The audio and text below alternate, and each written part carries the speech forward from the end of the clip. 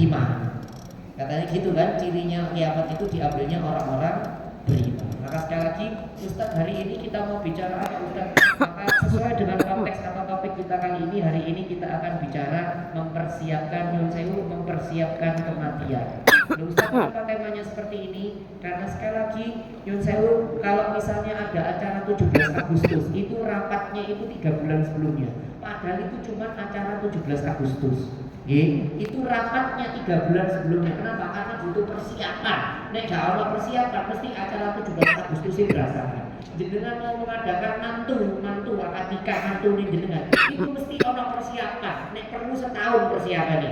Nyiapno catering, nyiapno terop, nyiapno hodene, nyiapno kawan, itu lama. Kenapa? Karena nanti supaya tidak berantakan. Nah kalau akad nikah, kalau 17 Agustusan aja ada persiapannya, nyuwun sewu apalagi kematian. Harusnya jenengan termasuk saya harus siap-siap mati, harus siap-siap mati, harus siap-siap. Kenapa? Ya karena kalau jenengan tidak siap-siap mati, kaget jenengan. Saya contoh nih, jenengan berangkat ke Jakarta, jenengan budal nang Jakarta, enggak bawa sarung, enggak bawa HP, enggak bawa dompet, enggak bawa ATM. Kira-kira soro apa mboten budal? Soro, kok mboten bawa apa-apa, enggak bawa sarung nggih. Nang Jakarta enggak bawa HP, enggak bawa dompet, enggak bawa duit, wis soro sampean enggak duwe sarung. Nggih, nyuwun sewu, perjalanan yang segitu jauhnya saja butuh sarung, apalagi perjalanan yang lebih jauh lagi. Oh, sarung itu dua apa itu Ustaz? Perjalanan yang lebih jauh lagi. Perjalanan di alam barzah itu suwi pol dan adoh. Maka kalau jenengan tidak siap-siap, kaget dengan alam barzah. Makanya sampai di Al-Quran itu di surat Al-Mu'min ayat 99 sampai 100 itu kan dikabarkan hatta idza ja'a ahadul mautu qala rabbirji'un, wahai Tuhan kami, hingga salah satu di antara mereka, maksudnya sudah meninggal, di salah satu di antara mereka para jenazah itu meminta kepada Tuhan, ya Allah tolong hidupkan kami. Kenapa? Karena proses kamu ini kurang akeh. Tahu dari mana Ustaz ayat selanjutnya? La'ali amalu sholihan fi ma taraktu, agar kami ya Allah bisa beribadah pada saat kami dulu meninggalkan ibadah tersebut. Artinya memang yang saya wong iku kudu duwe sangu ning apa?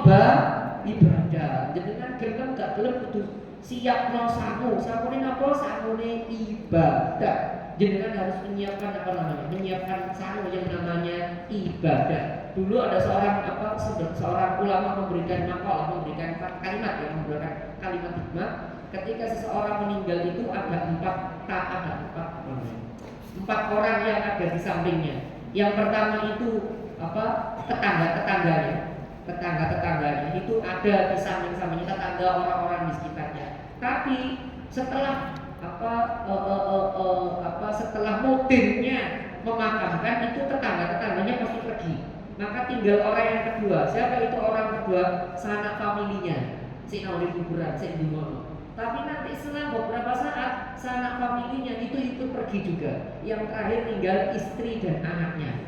Tapi nanti yo gak dinteni saya bengi oleh pirang jam pasti mau mulai ditinggal sampai jenengan dibiar oleh kuburan ditinggal. Maka tinggal yang terakhir. Siapa itu Ustaz? Amal ibadah jenengan yang selamanya itu nanti akan ada di makam bersama jenengan. Makanya kalau di dalam Al-Quran wala khaufun 'alaihim wala hum yahzanun itu ayat cerita tentang para kekasih Allah yang ketika dia meninggal, dengan di dalam tafsir Al-Qurtubi itu ketika dijelaskan ayat ini wala khaufun 'alaihim wala hum yahzanun. Orang yang dekat dengan Allah nanti di dalam makam ketika di dalam kuburan itu nanti ada dua orang malaikat ganteng. Jadi sebelum mungkar nakir datang ada dua malaikat lain yang berwujud ganteng di kitab tafsir itu jelas seperti itu. Ono loro malaikat ganteng itu teko. Dan si jenazah ngomong sampean pinten? Tenang Pak, sampean aku sing ngurus. Urus kata malaikat, aku sing ngomong. Saya ulangi nggih, orang-orang yang dekat dengan Allah, orang-orang yang ibadahnya baik, orang-orang yang amalnya baik, ayat ini wala khaufun 'alaihim wala hum yahzanun. Dia tidak pernah takut dan dia tidak pernah merasa sedih. Itu artinya dalam tafsir itu nanti dia cerita ulama kubur cerita di dalam kubur itu ada dua orang ganteng disifati ganteng ceritanya. Ada dua orang ganteng datang ke dalam kubur, lalu si orang ganteng ngomong, Pak, jenengan gak usah khawatir.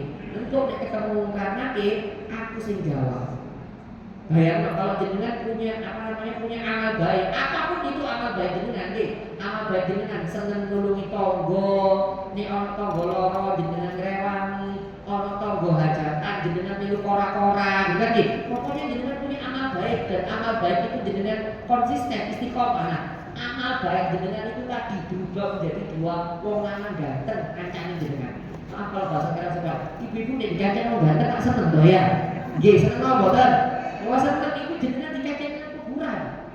Karena kalimatnya memang arti jalani dua laki-laki ganteng disifati rolangan itu malaikat bukan manusia, itu malaikat yang berwajah tampan dan gak ngancani orang di dalam makam. Ustaz, kenapa kok dikancani rolangan ganteng loro? Karena mungkin nakir itu tidak pernah menampakkan wajahnya dengan ganteng waralok. Di dalam banyak hadis 99% kapan yang 100% nih 99% wong nakir itu nek teko wajahnya elek medeni dan nek gak iso jawab digepuk. Jadi kan nek gak iso jawab buka siapa Tuhanmu, gak iso jawab digepuk. Jadi kan pernah nonton film Mahabharata. Ngertos game Mahabharata India di Mahabharata lagi. Tahu senjatanya apa? Bima nek gak salah nih. Sing kendong ono buletan iki gada nih. Gada itu karena saya baca riwayatnya itu malaikat itu nyekel gada. Nek gak iso jawab digepuk gada. Nek gak iso jawab buka gak iso jawab. Ceprak gitu kan nggih. Ceprak gak iso jawab. Jadi pada saat kami Ustaz, kok pertanyaannya bahasa Arab, apa kita bisa bahasa Arab? Jenengan itu otomatis ngancam bahasa Arab di kuburan. Wis gak mungkin ditanya bahasa Jawa tuane sampeyan cinten ora mungkin gitu kan nggih. Jenengan nanti teng kuburan itu ditanya bahasa Arab dan ngancam ya bahasa Arab. Nek sampean alim, nek sampean ngaji, maksudnya dia amal soleh. Tapi kalau jenengan enggak punya amal soleh, ya ora iso jawab mara bukan itu kan nggih. Mara bukan itu kan nggih. Karena ini kita biar kita itu menyiapkan diri.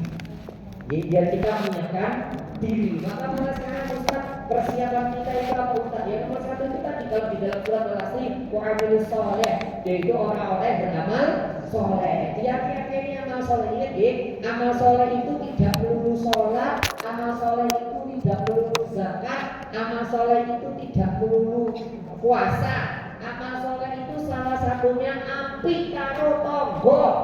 Jadi saya ulangi, amal soleh itu salah satunya api karo tonggo. Man yu'minu billahi wal yawmil akhir fal yukrim jarahu. Barang siapa yang beriman kepada Allah dan hari akhir harus memuliakan tetangga. Jangan sampai dengan sholatnya api, ngajine api, posone api, dosen tapi cangkemnya yang cari tonggo. Nggih, ana tanggane gak tau masjid biasa wong kok tau masjid. Untung wae gak tau masjid ya Allah. Munafik tenan. Nah, iki mulut yang kayak gini itu nggih, itu nanti bisa dikuburi. Makanya jangan nyalon lisan nggih. Jangan ngomong jelek. Saya kemarin bahas di salah satu kantor itu bahas bab tentang hati yang tenang. Kata ulama, hati yang tenang itu salah satu syaratnya adalah jaga lisan. Saya ulangi nggih, hati yang tenang itu salah satu syaratnya adalah jaga lisan. Abdul lisan, jaga lisan. Jangankan ngomong jelek, ngomong keprojok aja bahaya. Saya ulangi kalimat saya nggih, jangankan ngomong jelek, ngomong keprojok aja bahaya. Contohnya Ustaz, kula bu pernah keprojok. Kapan itu Ustaz konten pengajian? Karena diundang usaha apa? Saya keprojok ngomong. Ya karena nggak tahu bodohnya saya keprojok ngomong. Contohnya gimana Ustaz? Jadi ini ibunya ada ibu bapak rata-rata pengusaha. Terus kita Ustaz rumahnya di mana? Saya di Sidoarjo di Gading Kocer. Wah Ustaz itu di dekat rumah saya ada itu apa namanya toko gede, toko kebutuhan bayi, toko kebutuhan bayi. Nah, oh iya tahu saya tahu gede memang gede. Nah saya keprojok ngomong. Bodohnya saya itu keprojok ngomong di mana? Kata saya begini. Tapi kalau saya belanja dari situ, saya belanja di toko yang satunya lagi lebih murah. Nah itu keprojok ngomong. Saya tidak tahu kalau yang ngomong itu yang punya toko itu. Jujur. Oh saya malunya minta aku kali itu gak diundang gitu kan. Ya gara-gara apa tidak mampu menjaga lisan. Hati-hati dengan hati-hati, jangan terlalu banyak bicara kalau jangan tidak tahu apa-apa. Betul, keprojok ngomong itu berbahaya. Loh nang dunia yang bahaya apa menan? Akhirat lebih bahaya lagi. Makanya kadang lisan, menjaga lisan itu begitu luar biasa. Kata Nabi, sungguh ketika manusia mampu menjaga dua lubangnya, yang saya lubang mulut dan lubang farji, lubang mulut dan lubang farji, maka aku akan jaminkan surga untuknya. Kata Nabi, aku akan jamin dengan paham bahasa lubang farji itu yang saya alat reproduksi, begitu laki-laki atau perempuan. Sungguh ketika manusia mampu menjaga dua lubang mulutnya atau lubang farjinya dan lubang farjinya, maka aku akan menjaminkan kepadanya surga. Karena apa, sumber dosa itu gak mulut yang saya lihat di bawah perut itu sumber dosa. Mohon maaf kalau saya kalau sopan. Jadi sekali lagi Ustaz, apa harus kita siapkan untuk menghadapi kematian? Yang nomor satu, banyak amal soleh. Tidak hanya sholat, puasa, zakat dan sebagainya, tapi hubungan baik dengan orang lain. Saya ulangi, hubungan baik dengan orang lain. Kalau dalam bahasa kita ada namanya hablum minan. Nah, makanya orang Jawa yang jenengan tidak akan menemukan ini di negara manapun. Nah, selain Indonesia gak orang, nah Malaysia, Singapura gak orang, di Arab Saudi juga tidak ada. Namun di Indonesia orang jenenge Rioyo Kupat. Nggih, 6 hari setelah puasa sawal ada Rioyo Kupat. Dan itu tidak ada temui di mana pun. Nah, Mesir gak ono, Pak. Padahal Mesir itu merupakan makamnya Imam Syafi'i, gak ono Rioyo Kupat itu gak ono. Cari di kitab fikih manapun gak ono Rioyo Kupat. Hanya di Indonesia yang punya Rioyo Kupat. Itu hebatnya ulama Indonesia. Bapak bisa begitu Ustaz. Kupat itu kan filosofi Jawa. Ngaku lepas, mengakui kesalahan. Ya Ustaz, ini dalilnya mana ya? Itu tadi apa namanya? Surat apa? Ayat 134. In apa alladzina yu'minuna bisalah wa dzalali wal kadhibina al-ghaiza wa 'afina 'anil nas. Orang yang mudah memaafkan orang. Ayat ini kan dibaca oleh dia. Dan ini sama kiai Indonesia tidak cuma dijadikan ayat tapi dijadikan budaya. Namanya Rioyo Kupat. Tujuannya apa? Supaya dengan kali togo hubungannya baik. Ya, jadi beramal solehnya itu apa Ustaz? Nomor satu, amal soleh hubungan baik dengan orang-orang di sekitar kita. Dua, Ustaz, amal soleh yang bisa kita gunakan sebagai senjata kita nanti di alam kubur itu apa Ustaz? Kalau Quran, maca Quran. Ya, begitu banyak riwayat tentang orang itu yang sewi. Kalau bisa, jenengan hafal surat Al-Qur'an. Nggih, tabarakalladzi biyadil mulk wa huwa 'ala kulli syai'in qadir. Yaitu pokoknya kalau bisa dengan pelan-pelan ibu pelan-pelan. Minggu ini hafalan ayat, minggu depan hafalan. Ustaz buat apa? Karena para ulama ketika menjelaskan tafsirnya surat Al-Qurtubi sama. Kalau tadi walaupun alaihi walau yazali itu di makam, kalau surat Al-Qurtubi apa sih? Surat Al-Mulk ini nanti bukan di makam, di akhirat. Ketika ada orang mau dimasukkan neraka, terus ada yang diceplok surga, para orang hafalan surat Al-Mulknya itu keluar. Hafalan surat Al-Mulknya keluar, lalu ngomong, wahai malaikat, ada tuh kok berani mau memasukkan orang ini ke neraka? Kenapa? Karena di dalam hatinya orang ini ada hafalan surat Al-Mulk, ada saya. Jadi hafalan surat Al-Mulknya itu keluar, belani. Sampai kok berani memasukkan orang ini ke neraka? Loh, kalau aku ini hafalan surat Al-Mulk, loh. Sampai kok orang ini ke neraka, aku itu di rokok. Berani kalau masukkan saya ke dalam neraka. Dan itu malaikat akhirnya kan bertanya kepada Allah, Allah apa yang harus kami lakukan? Ya sudah, mau dia hafal surat Al-Mulk. Maka didengar nanti usahakan berusaha. Ya yasin api, tapi usahakan hafal surat Al-Mulk. Jadi syukur-syukur kalau hafal Quran, tapi surat Al-Mulk itu sangat benar.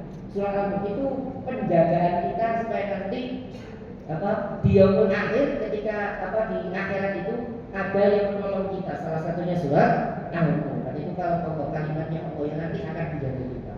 Apalagi Ustaz, amalan-amalan yang bisa kita lakukan Ustaz yang jenengan baca kalau tahlilan. Ini saya juga ada teman-teman itu pada tidak paham dulu ya. Ini padahal tahlilan jenengan itu luar biasa di sini. Luar biasa itu loh, yang 2 ayat terakhir surat Al-Baqarah. La yukallifullahu nafsan illa wus'aha. La kasabat terus. Rabbana la inna zina au akhtana Rabbana la alaina isra kama amaltahu alal ladzina min qablina ma la taqata lana bi wa'fu anna waghfir lana warhamna wa'fu anna waghfir lana warhamna. Kalau kita tahu ini ayat ini ternyata ketika Gus Boy itu menjelaskan ayat ini itu perjanjian antara Allah dengan Kanjeng Nabi. Saya ulangi nih, ayat ini perjanjian antara Allah dengan kanjeng Nabi. Perjanjian tentang apa Ustaz? La makasaba ya makasaba. Sungguh orang akan mendapati apa yang dia kerjakan. Kalau dia berbuat baik dapat pahala, kalau dia berbuat maksiat dia dapat dosa. Rabbana la tu'akhidna in nasina aw akhtana. Ya Allah, kalau kami berbuat salah, berbuat dosa, nanti tolong diampuni ya. Maksud gini.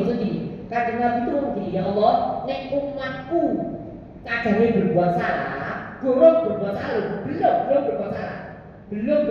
tapi kanjeng Nabi mewakili kalau umatku nanti akan berbuat salah, jenengan ampuni nggih, engkau maafkan nggih. Jadi jenengan itu sudah dijanjiin sama kanjeng Nabi kali Gusti Allah ngomong, ya Allah, nek umatku kok gawe salah, sampeyan sepuro lho yo nggih. Apa jawabannya Allah? Qala na'am. Iya, pokoknya umatku dan sepuro langsung tak sepuro. Bayangkan mungkin saya ulang jenengan nabinya bukan Nabi Muhammad, mungkin tidak ada jaminan kayak gini. Tidak ada dua ayat surat Al-Baqarah itu jaminannya kan di dalam penjenengan. Jadi kita itu belum bikin dosa, gorong kayak dosa, tapi tekan stapler dari kan di dalam tekan stapler Gusti Allah. Pokoknya umatku nek gawe dosa ya Allah tolong aku nono. Selama dosanya bukan dosa syirik. Pokoknya dosa itu diampuni. Saat-saatnya dosa jenengan selama untuk dosa syirik diampuni. Nggih. Terus apa Rabbana la tahmil 'alaina isran kama hamaltahu tahmil 'alaina tahmil itu apa Ustaz? Ya Allah tolong ini kan gimana ya Allah tolong umat kula niki aja dikeki masalah sing abot. Nah ya ini sing nyuntui redaksionalnya kanjeng Nabi umat kula aja dikeki masalah sing abot, masalah sing koyo masalah para nabi. Saya tanya nggih, jenengan ada nama mboten sing ujiane iku digomong beliau anak dhewe. Mboten wonten paling banter ujiane jenengan anak jenengan. Lah, blak paling banter ngono nggih. Digomong ngaji angel, ngaji moh gitu kan nggih. Jenengan misalnya ngomong Pak ujiane jenengan paling banter gitu ya. Bojone jenengan juga ora ngejin angel, itu paling banter. Tidak ada di antara jenengan itu ujiannya disuruh nyembeli anaknya sendiri. Tak ono. Tidak ada di antara jenengan itu ujian itu duwe bojone ditinggal kanggone pada pasir, dalam panganan dan mobil. Tak ono. Tidak ada ujian yang berat seperti ujiannya para nabi. Dan itu doanya kan dengan umatku ojo dikei ujian sing abot. Rabbana la tuhammilna ma la taqata lana bihi. Allah jangan kau berikan beban yang begitu berat kepada kami. Wa'fu 'anna waghfir lana warhamna. Ya Allah, maafkan kami, ampuni kami dan kasihanilah kami. Karena ayat ini jenengan itu diberi kesempatan untuk tobat. Artinya kalau Gusti Allah nih jenengan jalur sepuro mesti di sepuro. Maka jenengan beruntung. Makanya kan Ibnu Abbas ngomong barang siapa yang membaca ayat ini maka hidupnya akan dibuat tenang. Jadi ayat dua ayat itu dari kali konasan ya. Amanah beliau malaikat itu beliau yang itu dua ayat sebelum. Nah itu ayat itu kalau jenengan baca itu sebagai sebagai saru juga di akhirat. Yang pertama tadi Ustaz, yang satu pertama perbanyak amal soleh. Salah satunya apa? Baik dan tonggo. Nomor loro apa Ustaz? Nomor loro hafalkan surat Al-Mulk. Ya kalau belum hafal pelan-pelan dia caranya hafal surat Al-Mulk. Nomor 3 apa lagi? 2 ayat terakhir surat Al-Baqarah. Itu karena dicontohkan oleh kanjeng Nabi. Yang keempat apa Ustaz? Amalan-amalan buat kita sambung nanti di akhirat. Yang keempat perbanyak baca sholawat. Apa kata Nabi? Syafa'ati lil ahli kabair min ummati. Syafaatku itu akan aku berikan kepada umatku yang dosanya gede-gede. Kabar itu gede-gede. Sing dosanya gede-gede itu aku tak bakal ngasih syafaat. Artinya gimana Ustaz? Artinya saya kalau dengan rajin baca sholawat itu jenengan nanti dibela nikah Nabi. Kalau tadi yang bela itu ayat Quran, kalau tadi yang bela surat Tabarok, kalau yang ini sekarang yang bela kanjeng Nabi. Karena jenengan rajin baca sholawat. Banyak riwayat-riwayat tentang sholawat itu begitu luar biasa. Ustaz, baca sholawat itu saya paling ngapi itu apa Ustaz? Sholawat yang dicontohi malaikat Jibril itu 2 Sholawat yang dicontohi malaikat Jibril itu 2. Yang pertama Allahumma sholli ala Muhammad itu terus atau sallallahu ala Muhammad itu dua-duanya boleh. Pakai Allahumma sholli boleh atau sallallahu ala Muhammad dua-duanya boleh. Itu yang dicontohkan malaikat Jibril. Ustaz kalau sholat-sholatnya naik monggo silahkan. karena sholawat itu perintahnya karena umum, bukan kata khusus. Artinya boleh pakai redaksional apapun, yang penting sholawat. Contoh ya Nabi salam alaika, itu yang bikin bukan kanjeng Nabi, yang bikin para sahabat. Tadi itu boleh. Qala al-badru alai. Nah itu yang bikin bukan kanjeng Nabi, yang bikin sahabat. Boleh ada apa itu. Pokoknya jangan baca sholawat dan niatnya memang itu sholat untuk kanjeng Nabi, maka dia insya Allah selamat jadinya karena di sini banyak orang semuanya aman. Saya yakin kita tidak akan melakukan ini. Tapi ini ada karena saya nanti ceramah seperti sholat dengan para hakim nanti. Jadi malam ini saya selalu mengingatkan, nek sholawatan gak oleh joget. Bergetar ya. Karena saya itu nek sholawatan ambil joget. Ibu ambil joget. Kenapa Ustaz tidak boleh? Permisi. Sampai bu nangkap Prabowo joget. Itu dia. Dikeplah oleh Mas Pampres dengan dia. Ditendang oleh Mewategi. Kenapa? Karena tidak sopan sama presiden. Lah itu menyampaikan dengan Nabi sholawatan joget. Terus berarti alasan ini khusyuk kan lo. Khusyuk kan joget. Paling banter orang khusyuk paling ini kok. Paling banter ini. Sallallahu alaihi Muhammad. Ya karena ini ada riwayatnya. Kalau yang begini ada riwayatnya, ada aksar itu perilaku sahabat. Dan mereka menggoyangkan badannya seperti pohon yang bergoyang ketika zikir. Nah, itu ada riwayatnya.